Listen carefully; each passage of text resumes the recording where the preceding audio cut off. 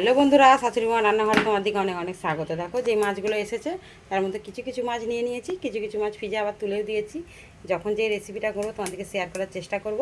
এ দেখো কাতলা মাছগুলো নিয়ে নিয়েছি। আর কাতলা মাছ দিয়ে দেখো আমি ডাঁটা দিয়ে বড় বড় করে আলু দিয়ে টমেটো দিয়ে ক্যাপসিকাম দিয়ে একটা রেসিপি মানে একটা তরকারি শেয়ার করব। তোমরা প্রথম থেকে শেষ পর্যন্ত পুরো ভিডিওটা দেখে অবশ্যই কমেন্টে জানাবে। এখানে কড়া বসিয়ে দিয়েছি, কড়ার তেলটাও আমার খুব তেতে গেছে। আমি মাছগুলো এক এক করে দিয়ে লাল লাল করে ভেজে নিয়ে রান্নাটা করব, তোমার দিকে শেয়ার করবো। তোমরা দেখতে থাকো, মাছের রান্নাটা দেখবে, অবশ্যই কমেন্ট করে জানাবে আমার মাছের রান্নাটা তোমাদের কেমন লাগবে।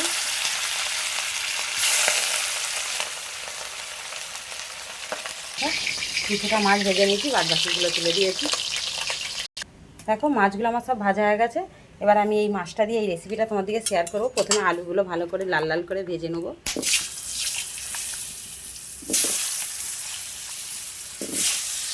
দেখো আলুতে এবার নুন আর একটু হলুদ দিয়ে দিয়েছি। আমি লাল লাল করে একদম ভেজে নেবো, পুরো মাংসর আলুর মতন করে ভেজে নেবো, খেতে খুব সুন্দর লাগবে।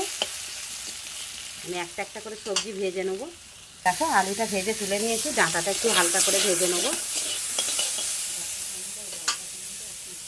কড়াতে আমি আবারও তেল দিয়েছি, দিয়ে দেবো ক্যাপসিকাম কুচি,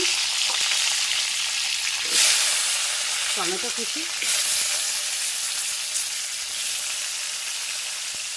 দিয়ে হালকা হালকা একটু ভেজে নেবো, বেশি ভাজার দরকার নেই। এটা এদিকে আমি একটা মশলা রেডি করে রেখেছি, নিয়েছি পোস্ত, সাদা তিল আর আদা বাটা, জিরে বাটা সব রকম আছে।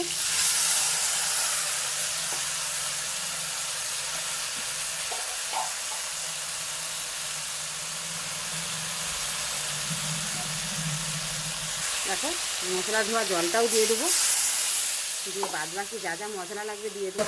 দেখো বাদবাকি মশলার নুন দিয়ে দেবো, হলুদ গুঁড়ো দিয়ে দেবো, লঙ্কার গুঁড়ো দিয়ে দেবো, আর দিয়ে দেবো ধনে গুঁড়ো।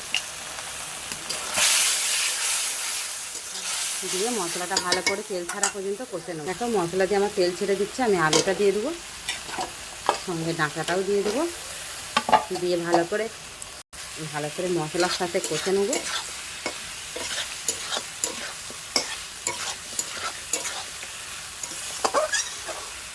দিয়ে এবার তরকারিতে জল দিয়ে দেবো। দেখো তরকারিতে জল দিয়ে দিয়েছি, এবার চাপা দিয়ে দেবো। দেখো এবার তরকারিটা খুলে দেখবো আলুটা সিদ্ধ হয়ে গেছে নাকি দেখবো। দেখলে তাহলে আমি মাছটা দিয়ে দেবো। এটা তো আলু সিদ্ধ হয়ে গেছে, মাছটা দিয়ে দেবো। মাছটা দিয়ে ফুটবে,